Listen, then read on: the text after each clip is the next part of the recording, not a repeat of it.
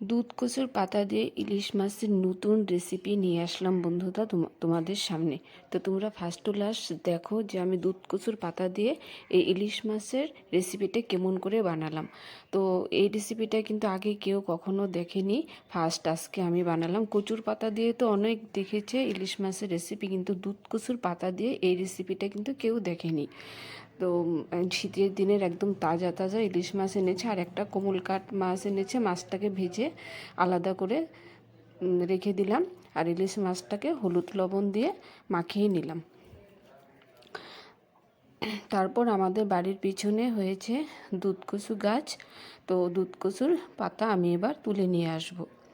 এই দুধ কচুর পাতা দিয়ে ইলিশ মাছ দিয়ে অসাধারণ রেসিপি আমি তৈরি করব বন্ধুরা।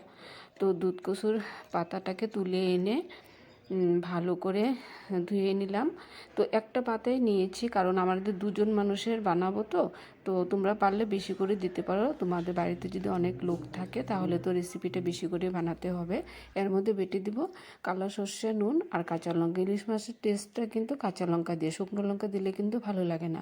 আর দুধ কচুর পাতাটাকে কুচিয়ে কেটে নিয়েছি। এবার দিয়ে দিচ্ছি একটা টমেটো কুচি আর সর্ষে বাটা, দিয়ে দিলাম কালো জিরে, তারপর দিয়ে দিলাম ধনে গুঁড়ো, দিয়ে দিলাম জিরে গুঁড়ো, এবার দিয়ে দিলাম কাঁচা সর্ষের তেল। তো দুধ কচুর পাতাটাকে একদম কুচিয়ে কাটতে হবে, মানে এত অসাধারণ খেতে হয়েছিল। তোমরা যেদিন বানিয়ে খাবে সেদিন বুঝতে পারবে যে কতটা টেস্ট। দুধ কচুর পাতার তো ডোগা এমনিতেও কিন্তু টেস্ট। তো এবার সব কিছু দিয়ে মাছটাকে ভালো করে মাখিয়ে নিচ্ছি।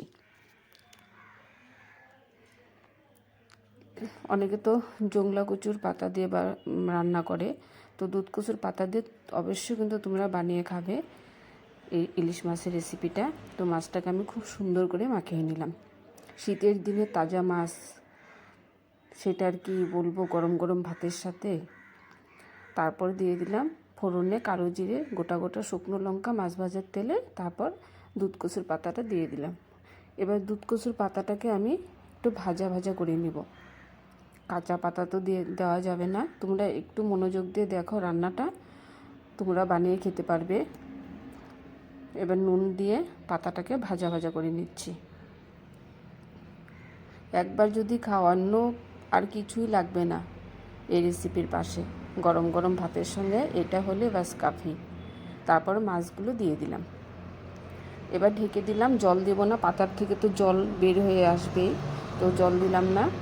ঢেকে কষিয়ে নিব মাছটাকে, আর পাতাটাও সিদ্ধ হয়ে যাবে। দুধ কচুর ডোগাটা রেখে দিলাম। এই যে কমলকাট মাছটা দিয়ে আলাদা একটা রেসিপি করব। তারপর মাছটা দেখো ভাপানো হয়ে গেছে, একটু একটু জল আছে, আর একটু ঢেকে দিয়েছিলাম। এবার জলগুলো সব শুকিয়ে তেল বেরিয়ে গেছে। বললাম না শীতের দিনে মাছে প্রচণ্ড তেল থাকে। দিয়ে দিলাম কটা কাঁচা লঙ্কা চিড়ে। ইলিশ মাছটা কিন্তু কাঁচা লঙ্কা দিয়ে ভালো লাগে। আর এদিকে তোমার চিকেন যখন বানানো হয় তখনও কাঁচা লঙ্কা দিলে ভালো লাগে। শুকনো লঙ্কাটা কিন্তু সব কিছুতেই ভালো লাগে না। একটু জল দিয়ে দিলাম। এবার হালকা হালকা করে নাড়িয়ে দিচ্ছি যাতে মাছটা ভেঙে না যায়।